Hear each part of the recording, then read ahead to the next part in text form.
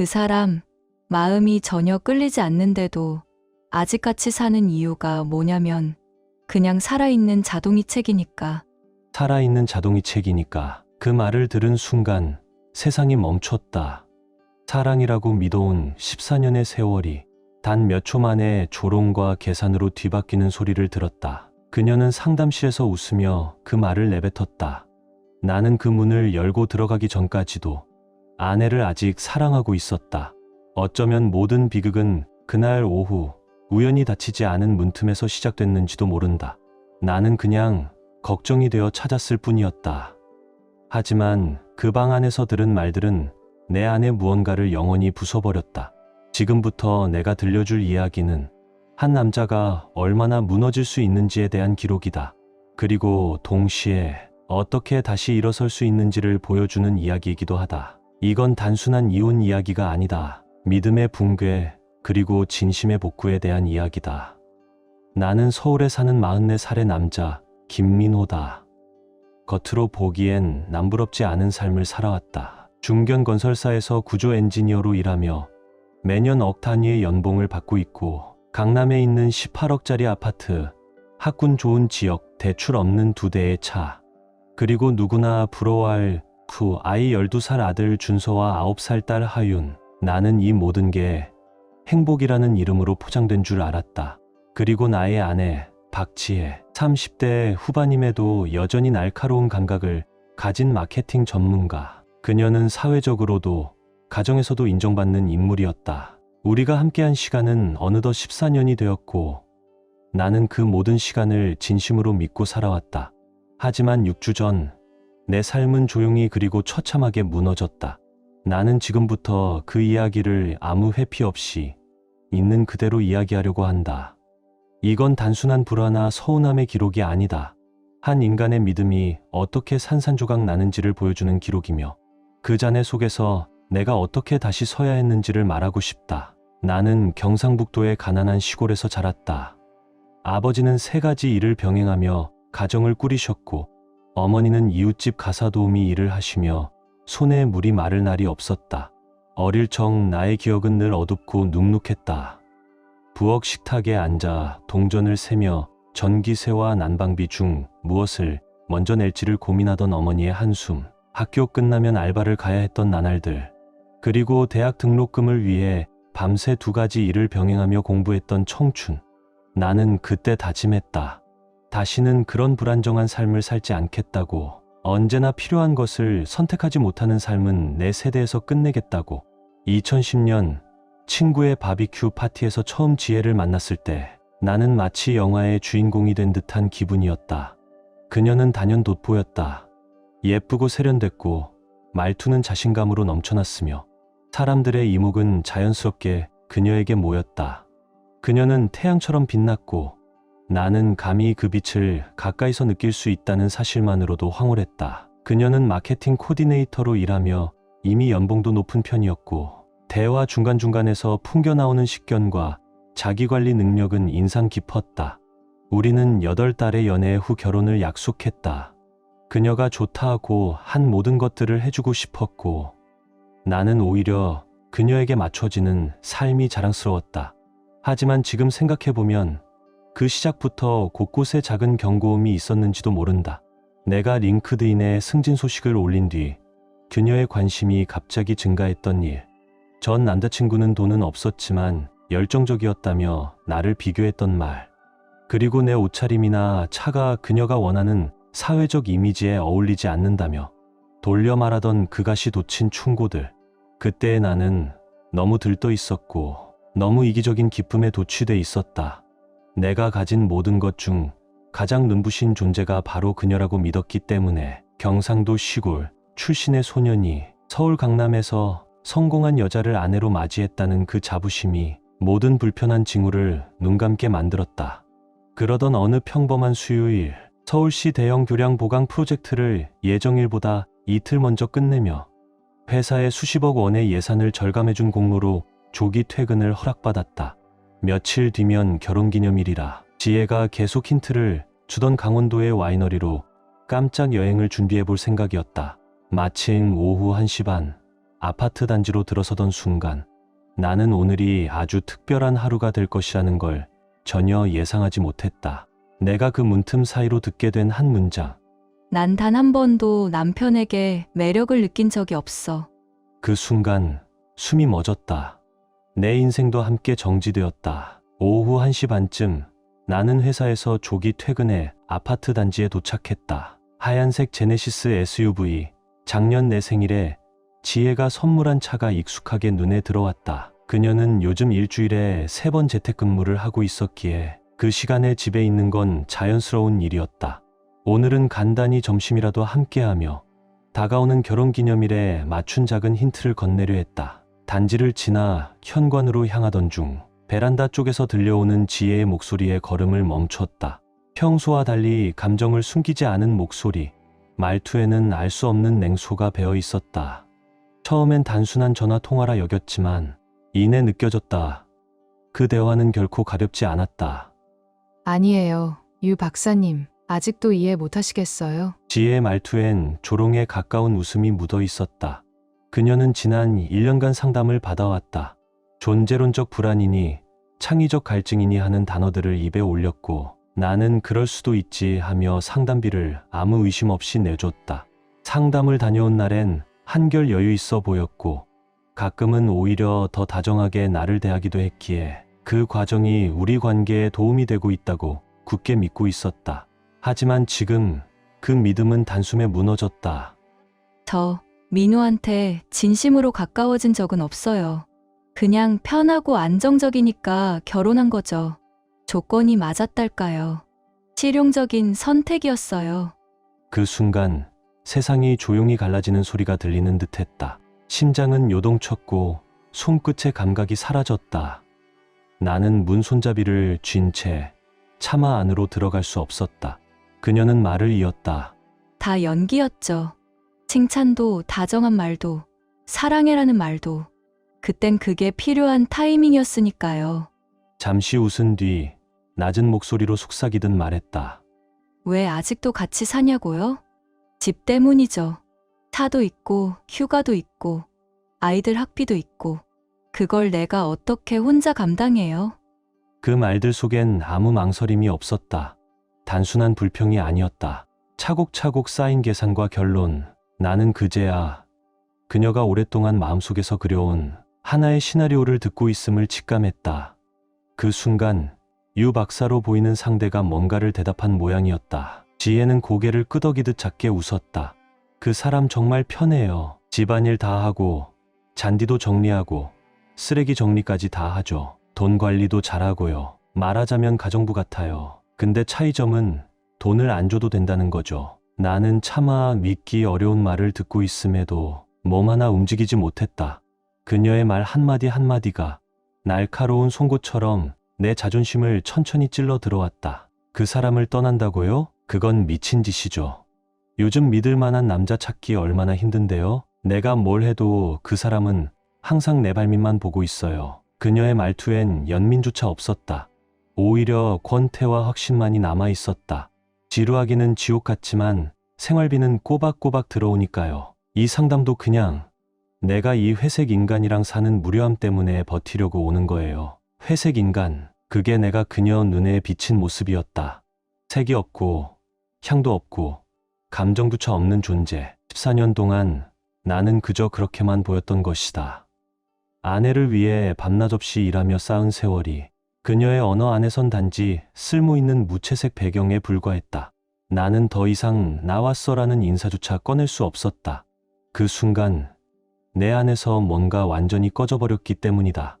무채색 인간, 그 말이 머릿속을 맴돌며 내 모든 기억 위에 회색 먼지를 뿌려댔다. 14년 동안 나는 한결같이 살아왔다. 한 번도 대출 연체 없이 일주일에 50시간 이상 일했고 피곤한 몸을 이끌고도 주말이면 준서의 축구팀 코치를 자청했으며 결혼기념일마다 조용한 이벤트를 준비하고 지혜가 2번의 어려운 임신을 견딜 때도 옆에서 손을 꼭 잡아주며 함께 견뎠다. 그 모든 시간과 순간들은 내 안에서 진짜였는데 지혜의 눈엔 그저 칙칙한 회색 배경일 뿐이었다. 그녀에게 나는 감정도 열정도 없는 쓸모있는 장치였던 것이다. 그리고 그 모든 감정이 무너진 순간 나는 무의식 중에 소리를 냈던 것 같다.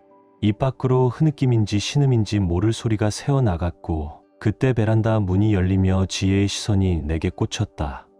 그녀는 놀라지 않았다. 수치심도 당황도 없었다. 그저 귀찮은 듯 짜증 섞인 눈빛으로 나를 바라봤다. 마치 자신이 좋아하던 드라마가 중간에 정전이라 끊긴 것처럼 그 순간 나는 그녀의 진짜 얼굴을 본 것 같았다. 그리고는 놀라울 정도로 빠르게 표정을 바꾸며 언제나처럼 그 목소리로 말했다. 어머, 민호 씨 왜 이렇게 일찍 왔어? 그녀의 말투는 익숙하고 부드럽고 달콤했다. 하지만 그 부드러움은 이제 나를 배려한 온기가 아니라 계산된 표면 처리였다는 걸 나는 단숨에 알아차릴 수 있었다. 그 목소리, 내가 사랑에 빠졌던 그 목소리, 결혼식 날 그녀가 서약하며 눈물을 흘리던 바로 그 목소리. 이제는 나를 가장 깊게 속인 무기로 들렸다. 귀가 웅웅 울렸고 심장은 미친 듯이 뛰었지만 몸은 한 발자국도 움직이지 않았다. 지혜는 미소를 살짝 흘리며 물었다. 얼마나 들었어? 나는 짧고 단호하게 대답했다.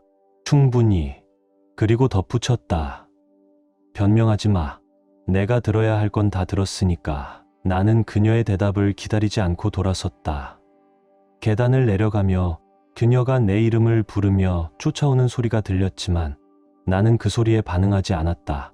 그저 한 걸음, 한 걸음 점점 멀어지고 싶다는 생각뿐이었다. 그날 밤 나는 서울에서 50km 정도 떨어진 신라 호텔에 체크인했다. 전화는 꺼버렸고 방 안에 들어선 뒤엔 그대로 침대 가장자리에 앉아 아무 말도 없이 벽만 바라보며 몇 시간을 보냈다. 14년의 결혼 생활이 한순간에 사라졌다. 그저 공기 속으로 날아가 버린 느낌이었다. 그동안의 기념일, 생일 파티, 사랑해라는 말, 주말 가족 나들이, 아이들과 함께한 추억들, 모든 게 연극이었다. 지혜가 만든 정교한 무대 위에서 나는 단지 충실하게 움직이는 조연이었을 뿐이었다. 지갑의 역할, 신용의 담보, 불안정한 그녀를 안정시키는 안전장치. 나는 눈을 감고 장면들을 되짚었다.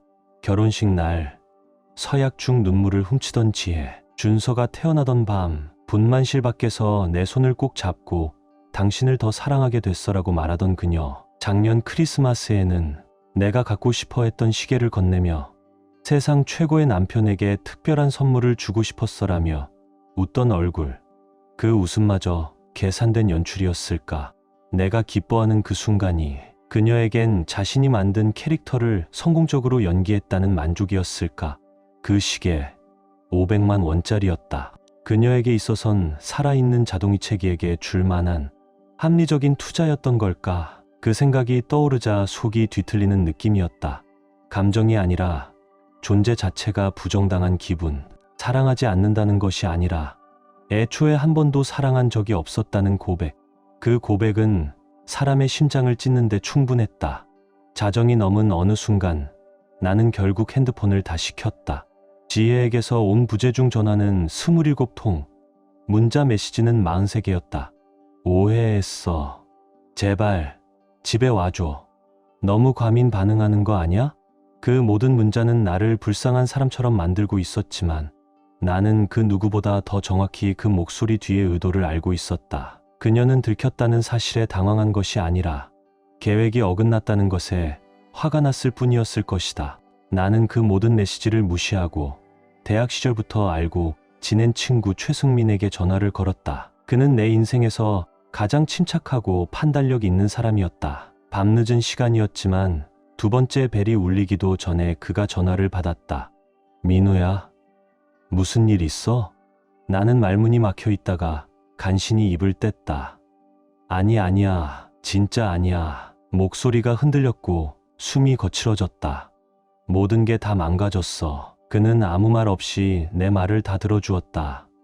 내가 들려준 이 비현실적인 이야기, 14년을 함께한 아내의 이중적인 모습과 내가 살아온 시간이 얼마나 허무하게 부정당했는지를 쏟아내는 동안 그는 믿기 힘들다는 듯한 짧은 숨소리와 함께 분노를 삼켰다. 한참 후 그는 낮은 목소리로 말했다. 세상에, 민호야, 진짜 미안하다. 그리고 곧 덧붙였다. 며칠 우리 집에서 지내. 소연이랑 얘기해 볼 것도 없어. 넌 우리 가족이야. 나는 처음엔 머뭇거렸다. 폐만 되는 거 아냐? 나 혼자 호텔에 있는 게 오히려 편할 수도. 야, 지금 장난하냐? 이런 날벼락을 맞은 친구를 호텔에 혼자 두고 밥 먹을 인간이 세상에 어딨어. 지금 당장 와. 나는 그의 말을 따랐고 그렇게 3일 동안 그들의 집 게스트룸에서 지냈다. 승민과 소연은 정말 말 그대로 사람다운 사람들이었다. 내가 아무 말도 하고 싶지 않을 땐 침묵으로 곁에 있어 주었고 너무 깊은 구멍에 빠질 때는 따뜻한 식사 한 끼, 조용한 대화 한 줄로 나를 붙들어 주었다. 그들의 아이들은 우리 아이들과 또래였는데 나를 바라보는 눈빛 속에 무언가 좋지 않은 일이 생겼다는 걸 어렴풋이 알고 있다는 걸 느낄 수 있었다. 그 중 한 아이는 힘내세요라고 써진 그림 한 장을 조심스레 내밀었다. 그 종이 한 장이 그 주말 내내 내가 버틸 수 있었던 유일한 위로였다. 며칠 후 승민은 그의 사촌형인 서정호 변호사를 소개해 주었다. 서울에서 이름난 이혼 전문 변호사였고 시간당 50만 원이라는 상담료가 결코 가렵지 않았지만 그의 첫 마디는 내 마음을 붙들었다. 이건 인생의 문제입니다. 좋은 변호사와 훌륭한 변호사의 차이는 수억의 차이로 이어질 수 있어요. 그는 50대 후반쯤 되어 보였고 머리는 희끗희끗했으며 눈빛은 마치 내 생각까지도 읽어내는 듯 깊었다. 말투는 단호했고 감정적이지 않았다. 앞으로 힘들 겁니다. 내가 상황을 설명하자 그는 바로 이어서 말했다.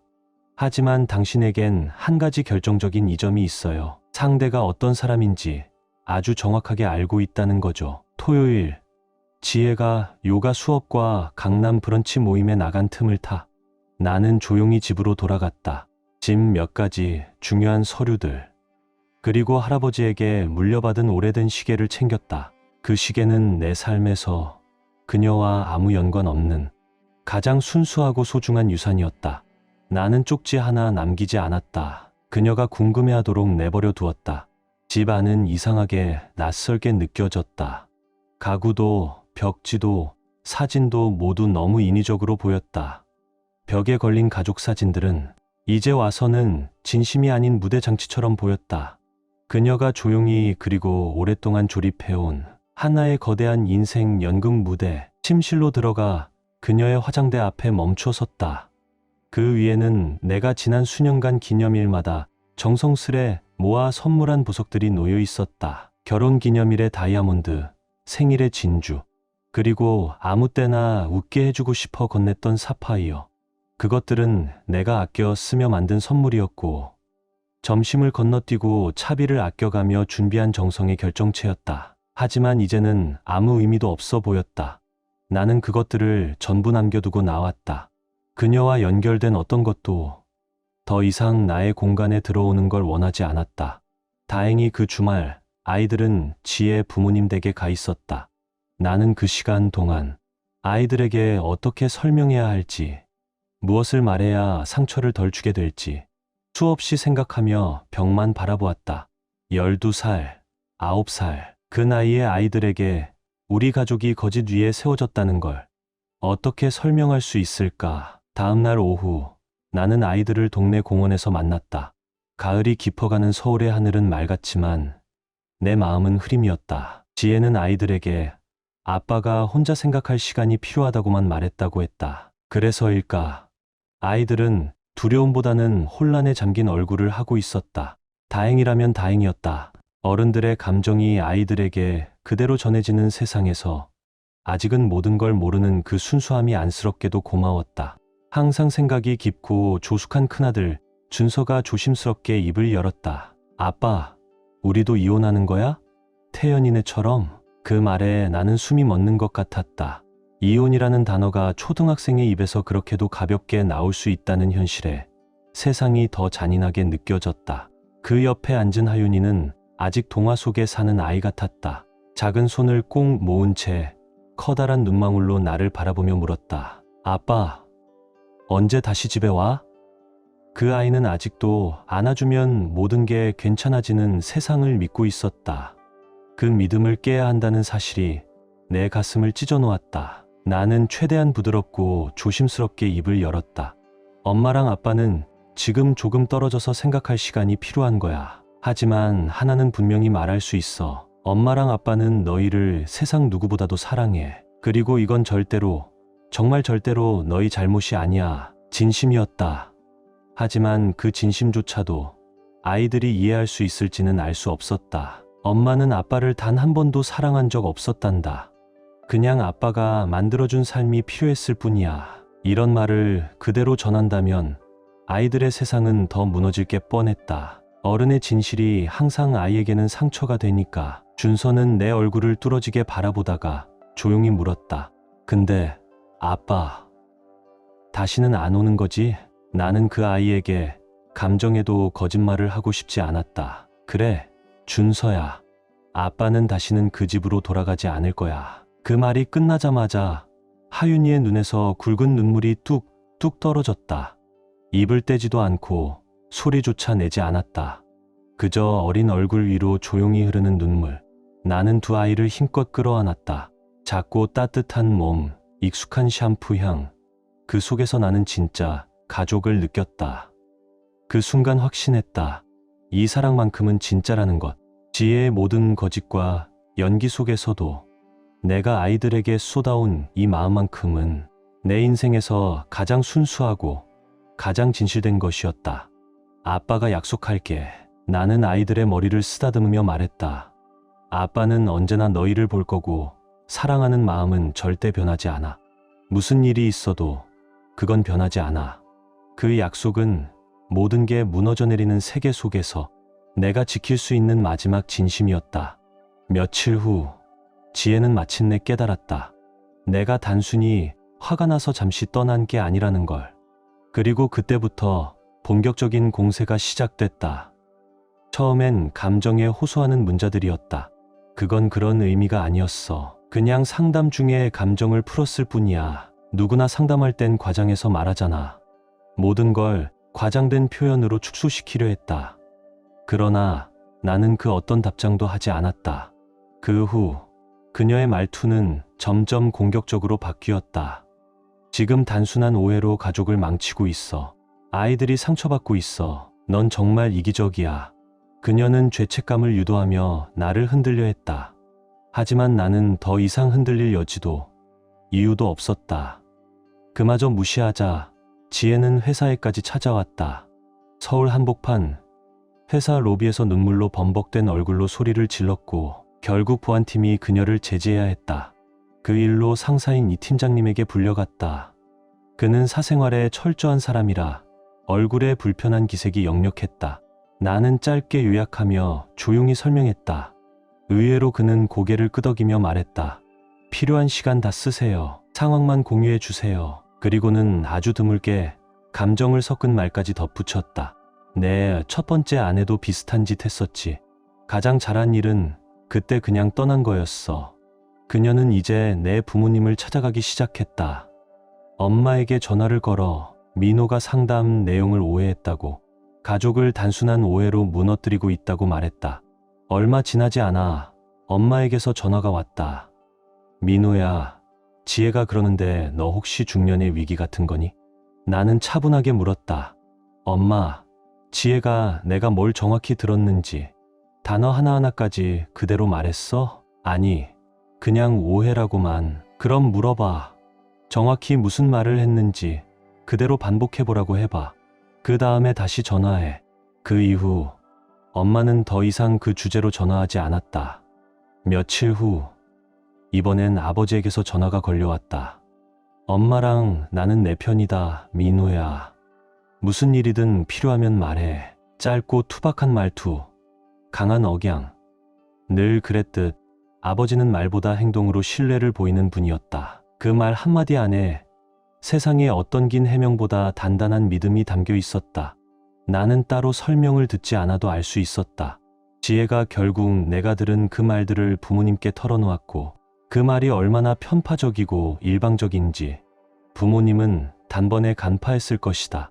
그리고 마치 순서라도 짠 듯 지혜의 주변 인물들이 하나둘씩 내게 접근해오기 시작했다. 첫 번째는 강남 브런치 모임의 단골 멤버 멜리사였다. 우연히 스타벅스 앞에서 마주쳤고 그녀는 늘 정갈한 웨이브 머리를 손질하며 조심스럽게 말을 꺼냈다. 지혜, 지금 완전히 무너졌어요. 밥도 못 먹고 잠도 못 자고 그냥 실수였대요. 나는 눈도 깜박이지 않고 대답했다.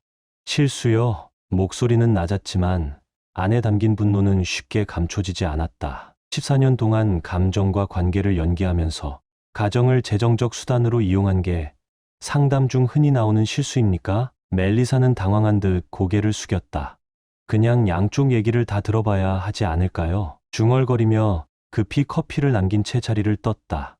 그녀조차도 지혜의 말에 확신이 없다는 걸 나는 느낄 수 있었다. 그 다음은 다이앤이었다. 그녀는 조금 더 노골적이고 도발적이었다. 이번엔 아예 내 직장으로 전화를 걸어왔다. 남자들도 남성성에 상처받으면 감정적으로 무너질 수 있잖아요. 근데 문제에서 도망치는 건 솔직히 유치하지 않나요? 민호 씨. 그 말이 끝나기도 전에 나는 조용히 전화를 끊었다. 그녀가 어떤 판단을 내리든 상관없었다. 하지만 내 상황에 대해 훈계하거나 진실을 왜곡된 눈으로 바라볼 자격은 없었다. 그러나 가장 분노가 끓어오른 순간은 지혜의 동생 박민석에게서 전화가 왔을 때였다. 우리는 원래 꽤 괜찮은 사이였다. 같은 판타지 축구 리그에서 겨루기도 했고 연 12회 낚시도 함께 나갔다. 작년 여름엔 그가 새 집으로 이사할 때 주말을 통째로 내어 선반을 조립하고 가구를 나르는 걸 도왔다. 그랬던 민석이 망설이며 말했다. 형, 알잖아요. 누나가 좀 까다롭긴 해도. 나는 순간 숨을 고르고 그 말을 잘랐다. 까다롭다고? 내 목소리는 낮고 단호했다. 그 여자는 날 살아있는 자동이책이라고 불렀고 14년 동안의 모든 애정 표현과 감정은 연기였다고 했어. 그게 그냥 까다로운 거냐? 민서가? 그건 사람을 장기적으로 조종한 거야. 그건 사회병적이야. 순간 전화기 너머로 정적이 흘렀다. 뭐라고? 민석의 목소리가 낮아지고 이전보다 진지하게 변했다. 나는 그날 베란다 너머로 들었던 지혜의 말들을 요약해 전했다. 그녀는 나를 정서적으로 아무 매력 없는 사람으로 규정했고 단지 집과 차, 생활비 같은 이유로 옆에 두고 있었단다. 말 그대로 살아있는 자동이책이라는 표현까지 썼다. 그 말을 들은 민석은 길게 한숨을 내쉬었다. 세상에. 그리고 조용히 덧붙였다.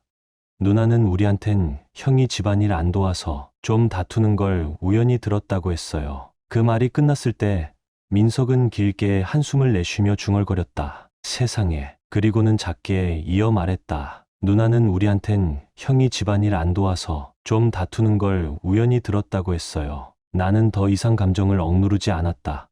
조용히 명확하게 말했다. 그래? 그럼 누나한테 내가 정확히 어떤 말을 들었는지 단어 하나 빼지 말고 반복해보라고 해봐. 어디까지 솔직해질 수 있는지 그때 판단해. 그 순간 나는 명확히 깨달았다. 진실은 때때로 설명보다 강한 증거가 된다. 그리고 나는 지금까지 설명하지 않고 있었을 뿐 이미 모든 증거를 손에 쥔 셈이었다. 이틀 후 민석에게서 조용한 문자가 왔다.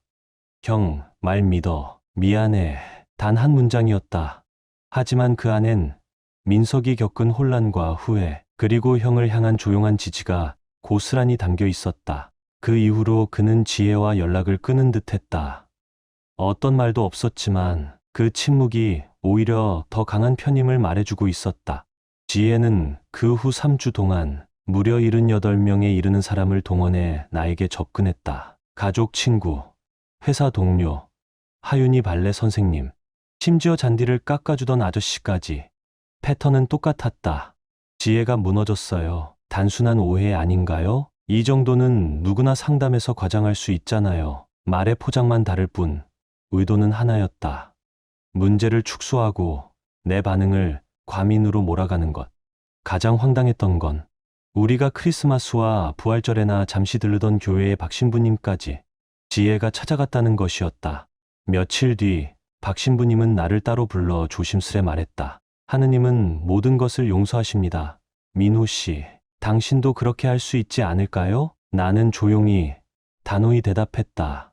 신부님, 하느님은 용서하시죠. 하지만 동시에 책임도 믿으시는 분입니다. 박 신부님의 눈빛이 잠시 흔들렸다. 그날 이후 그는 더 이상 중재하려 하지 않았다. 서정우 변호사는 그 상황을 들은 뒤 냉철한 목소리로 말했다. 모든 연락을 기록하세요. 직접 응답하지 마시고 모두 저를 통해 전달받게 하십시오. 그녀는 당신을 감정적이고 불안정한 사람으로 보이게 만들려고 합니다. 그 서사에 틈을 주지 마세요. 나는 그의 조언을 철저히 따랐다. 그리고 마음을 다잡았다. 이제는 내가 숨 쉴 공간이 필요했다. 예전 집에서 차로 15분 거리, 지혜와는 적절한 거리를 두되 아이들과는 가까이 지낼 수 있는 작지만 조용하고 안전한 오피스텔을 계약했다. 건물 안에는 작은 수영장과 헬스장이 있었고 단정한 외관에 이상하게도 혼자가 덜 외로운 공간이었다. 처음 며칠은 아무 가구도 없이 지냈다. 이케아에서 소파, 식탁, 침대, TV를 주문했고 주방엔 커피포트와 작은 냄비 몇 개뿐이었다. 비어있는 선반, 새하얀 벽지, 아무것도 걸리지 않은 벽들. 그 공간은 지금 내 마음과 꼭 닮아 있었다. 무언가 끝났고 아직 아무것도 시작하지 않은 그저 존재만이 머무는 공간. 가장 어려운 건 아이들과의 새로운 일상을 만들어가는 일이었다. 변호사들을 통해 잠정 합의한 결과 아이들은 주중엔 지혜와 지내고 주말과 수요일 밤에는 나와 함께하기로 했다. 첫 번째 수요일 밤, 나는 초조하게 오피스텔 문을 열고 아이들을 맞았다. 그들의 얼굴은 익숙했지만 그 순간만큼은 낯설게 느껴졌다. 익숙한 눈동자 안에 자리 잡은 조심스러움. 그건 아마 나만 느끼는 감정이었을 것이다. 준서는 말이 없었다. TV를 보면서도 시선을 피했고 내 질문에 응, 아니라는 짧은 대답만 반복했다. 하윤이는 계속 물었다. 아빠, 우리 언제 다시 집에 가? 나는 무릎을 굽혀 아이의 눈높이에 맞췄다. 여기가 이제 아빠 집이야. 그리고 너희가 올 때마다 여기도 너희 집이야. 하윤이는 갸우뚱 고개를 기울였다. 근데 내 인형도 책도 다 다른 집에 있는데. 그 말은 단순했지만 마음을 찔렀다. 그 순수한 논리 앞에서 나는 잠시 말문이 막혔다. 그리고 스파클스도 하윤이가 아기 때부터 껴안고 자던 유니콘 인형. 그 낡고 해진 인형 하나에 그동안 우리가 함께 보낸 수많은 밤이 담겨 있었다. 나는 아이의 두 눈을 바라보며 말했다. 스파클스도 데려오자. 다음에 꼭 챙기자. 그리고 여기도 너희가 원하는 걸 하나씩 채워가자. 필요한 게 있으면 언제든 말해줘. 그렇게 비어있던 집에 처음으로 작은 숨결이 들어오기 시작했다. 그날 밤 우리는 피자를 시켜 먹었다.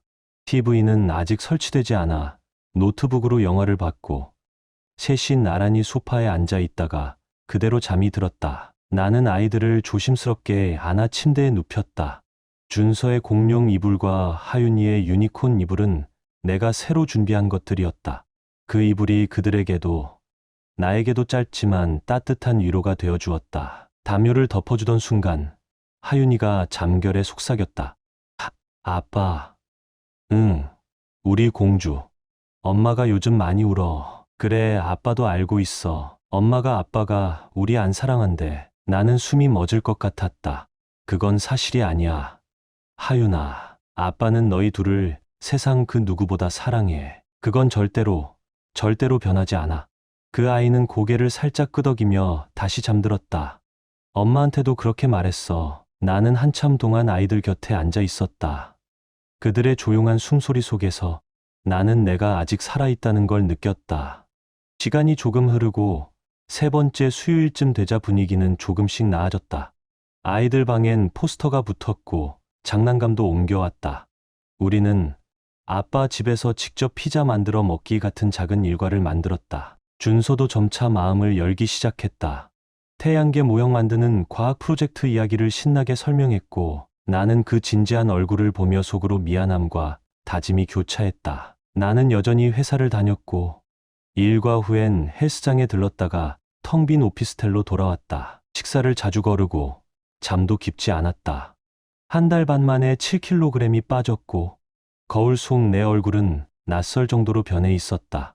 어느 날 밤 헬스장에서 백현우라는 남자를 만났다. 비슷한 또래였고 자연스럽게 운동을 하던 그와 몇 마디 나눴다. 그도 최근 이혼을 겪었다고 했다.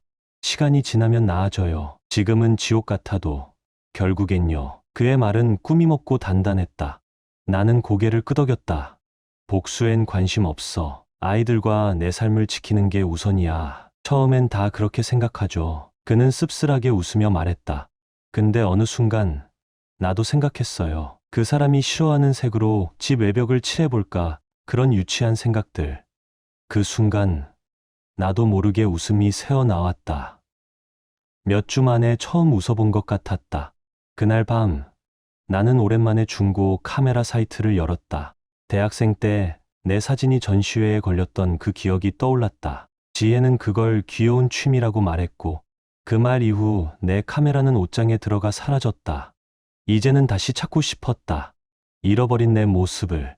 다음 날 나는 서정호 변호사와 다시 마주 앉았다. 이혼 소송 전략을 논의하기 위해서였다. 그의 표정은 평소보다 훨씬 단호했고 말투엔 긴장감이 서려 있었다. 그는 지혜 측에서 보낸 초안 문서를 건넸다. 이게 그쪽 요구 조건입니다. 나는 문서를 읽으며 눈을 찌푸렸다.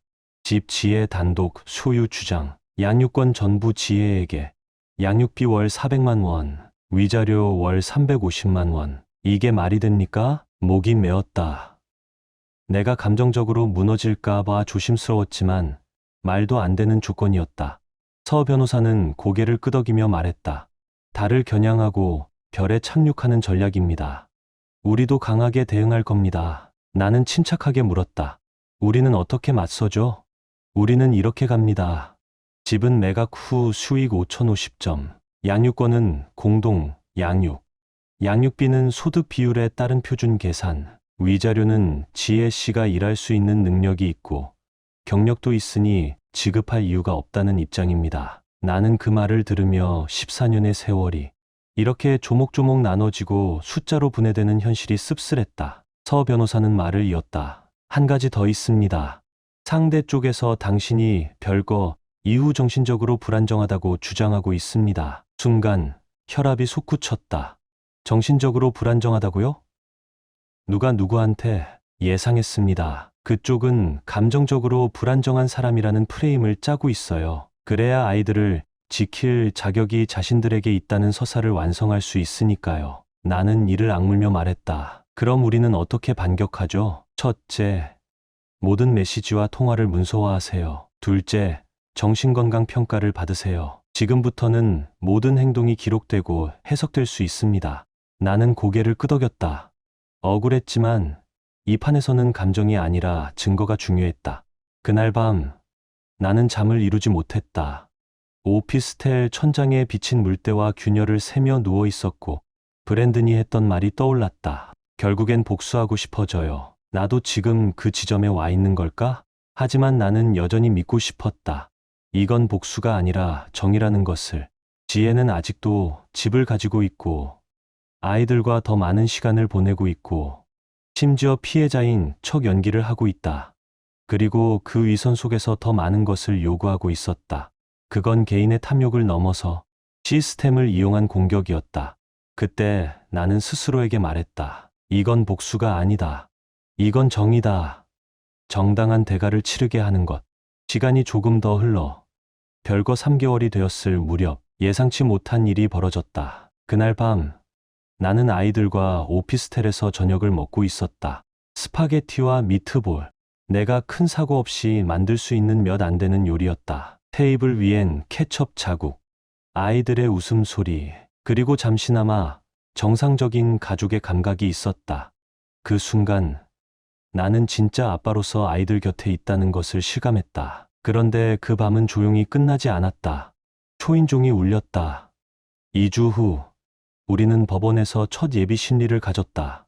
지혜는 온통 검은 옷을 입고 눈물도 없는 눈을 훔치며 비극의 주인공처럼 등장했다. 그녀의 변호사 정혜진은 날카로운 인상의 여성으로 비싼 맞춤 정장을 입고 공격적으로 나섰다. 의뢰인은 남편이 중년의 위기 속에서 상담 내용을 오해하고 가족을 버렸다고 주장합니다. 이어 그녀는 지혜가 주양육자 역할을 맡아왔음을 강조했지만 그동안 병원, 학교, 돌봄 등 실질적 육아의 상당 부분을 내가 담당해왔다는 사실은 언급하지 않았다.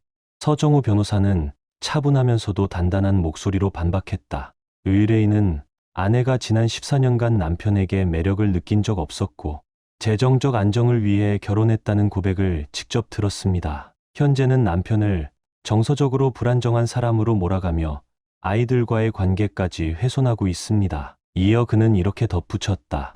남편은 별거 후에도 집의 대출, 공과금, 양육비 전부를 책임지고 있습니다. 그런 남편이 가족을 버렸다는 주장은 타당하지 않습니다. 중년 여성인 재판장은 지혜를 똑바로 바라보며 물었다. 박지혜 씨, 아이들에게 남편이 정서적으로 위험하다고 말한 적이 있습니까? 지혜는 한 박자 망설인 후 말했다. 그냥 그날은 너무 감정적이었어요. 걱정이 돼서 그런 말을 했을 수도 있어요. 판사는 흔들림 없는 목소리로 결론을 내렸다. 본 법원은 미성년 자녀를 위해 가디언 애들 아이템을 임명합니다. 또한 양측은 자녀 앞에서 상대방을 비방하지 말 것을 명령합니다. 위반 시 법적 제재가 따를 것입니다. 법정을 나설 때 지혜는 나를 향해 맹렬한 증오의 눈빛을 던졌다. 그 순간 나는 그녀의 가면이 완전히 벗겨졌음을 느꼈다. 며칠 후 가디언 애들 아이템으로 임명된 사람은 서정우 씨였다. 그는 퇴직한 가사 전문 변호사로 철저하고 객관적인 인물이었다. 서 씨는 준서, 하윤을 따로 인터뷰했고 나와 지혜, 아이들 담임교사 및 학교 상담교사까지 접촉했다. 그는 감정을 드러내지 않았지만 날카로운 질문을 던지며 기록을 남겼다. 당신은 별거 이후 감정적으로 불안정했다고 인정하십니까? 우울감은 있었습니다. 하지만 현재 상담을 받고 있고 아이들과의 관계에 최선을 다하고 있습니다. 지혜 씨와 공동 양육은 어떤가요? 대화는 대부분 아이 중심으로 유지하려 합니다. 하지만 그녀는 종종 감정적 비난을 섞습니다. 서 씨는 지혜의 상담 기록 접근을 요청했다. 정혜진 변호사는 강력히 반대했지만 서 변호사는 지혜 씨가 상담 내용을 문제 삼았기 때문에 해당 대화 부분은 공개가 정당하다고 반박했다. 재판부는 이 주장에 동의했고 결국 지혜의 상담 중 결혼과 나에 관한 발언만 제한적으로 공개하라는 명령이 내려졌다. 2주 후 서 변호사에게서 전화가 왔다. 목소리는 흥분을 감추지 못했다. 민호 씨, 상담 기록이 도착했습니다. 직접 보셔야 할 겁니다. 나는 숨을 고르며 말했다. 말해보세요. 지혜 씨는 수년간 상담에서 민호 씨를 돈줄로 묘사했습니다. 육체적으로는 혐오감을 느끼지만 경제적으로는 유용해서 결혼을 유지했다고 수십 번이나 말했더군요. 구역질이 났지만 한편으로는 해방감도 들었다. 내가 오해한 게 아니었구나. 그뿐 아닙니다. 이미 2년 전부터 이혼 시 어떻게 최대한 많이 챙길지 상담사와 전략을 짜고 있었어요. 민호 씨가 상담 내용을 듣기 전부터요. 그리고 마지막 한 방이 이어졌다. 그녀는 지난 1년간 개인 PT 트레이너 이재현 씨와 바람을 피웠습니다. 그 순간 모든 조각이 맞춰졌다. 갑작스러운 운동 열풍, 주 3회 트레이닝, 내가 매달 결제했던 PT 비용, 6개월 후 최종 이혼 판결이 내려졌다. 집은 팔아 수익을 반반 나누었고 양육권은 5,050 공동 양육으로 유지되었다. 양육비는 소득에 따라 산정되어 나는 매달 120만 원만 지급하게 되었다. 지혜가 요구한 400만 원과는 거리가 멀었다. 위자료는 기각되었다.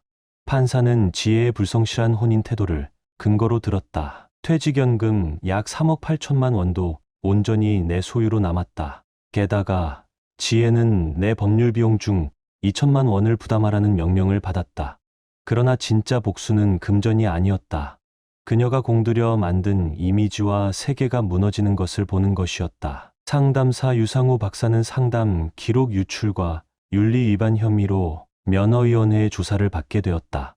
이재현은 약속된 금전적 미래가 사라지자 그녀를 떠났다. 지혜가 오랜 시간 쌓아온 슈퍼맘 이미지는 지역사회에서 흔적도 없이 사라졌다. 집은 침체된 시장 속에서 간신히 팔렸고 지혜는 학군 경계에 있는 작은 콘도를 겨우 구입했다. 반면 나는 시니어 프로젝트 매니저로 승진했고 좋은 타운하우스를 마련해 아이들을 편히 맞을 수 있었다. 그리고 회사에서 만난 건축가 라엘과 천천히 관계를 이어가기 시작했다. 그녀 역시 이혼을 겪었고 우리는 서로의 상처를 이해했다. 어느 날 지혜가 내 문을 두드렸다. 지쳐 보였고 눈에는 절망이 가득했다. 재정적 도움을 요청하며 울먹였다. 나는 차분히 말했다. 이건 복수가 아니야, 지혜야. 이건 결과야. 넌 14년간 수천 번의 선택을 했어. 그건 실수가 아니라 전략이었어. 가장 통쾌했던 순간은 학부모의 밤이었다. 담임이 준서의 수학 실력을 칭찬하자 다른 학부모들이 내게 고개를 끄덕이며 미소를 보냈고 지혜의 얼굴에서 가식적 웃음이 딱 굳어졌다. 나의 복수는 판결도 돈도 아니었다. 그건 내 자존감을 되찾는 일이었다. 그리고 그녀가 결국 착취에도 한계가 있다는 걸 배우게 하는 일이었다. 나는 다시 삶을 세웠다. 아이들과의 일상은 점점 자연스러워졌고 두 아이 모두 두 집을 오가는 삶에 익숙해졌다. 나는 여전히 바쁜 업무를 해냈고 라엘과는 조심스럽게 미래를 나누었다. 하지만 언제나 가장 먼저 생각한 것은 아이들이었다. 누군가가 내게 물었다. 상담은 받아보셨어요? 나는 대답했다. 누군가 당신을 한 번도 사랑한 적 없었다고 고백한 뒤 상담으로 그 마음을 되돌릴 순 없어요. 그래도 나는 상담을 받았다. 신뢰는 쉽게 회복되지 않으니까. 아이들은 여전히 지혜의 외도나 살아있는 자동이 책이 발언에 대해 모른다. 나는 그 부분만큼은 끝까지 지켜줄 것이다. 이제는 더 이상 쓰라리지 않다. 그저 앞으로 나아갈 뿐이다. 어쩌면 이 이야기는 이혼에 대한 이야기가 아닐지도 모른다. 이건 누군가에게 철저히 이용당했다는 깨달음 앞에서 자존심을 되찾고 삶을 다시 세워가는 한 사람의 기록이다. 무너진 뒤에도 다시 일어설 수 있었던 건 진심으로 사랑했던 아이들과 마지막까지 지켜야 할 나 자신이 있었기 때문이다. 상처는 쉽게 아물지 않지만 진실을 외면하지 않는 사람에게는 결국 따뜻한 내일이 찾아온다. 그것이 이 이야기의 끝, 그리고 시작이다. 당신은 이 이야기를 어떻게 느끼셨나요? 댓글로 당신의 생각을 들려주세요. 이 이야기가 여러분께 작은 감동이 되었거나 잠시 멈춰 삶을 돌아보게 하는 계기가 되었다면, 혹은 바쁜 일상 속에서 따뜻한 위로가 되어주었다면 그것만으로도 저희는 더할 나위 없이 기쁩니다. 여러분의 좋아요와 댓글, 그리고 구독은 이러한 이야기들이 더 많은 사람들에게 닿을 수 있도록 따뜻한 다리 역할이 됩니다. 끝까지 함께해 주셔서 진심으로 감사드립니다. 늘 평안하시고 사랑과 진심이 가득한 하루 되시길 바랍니다.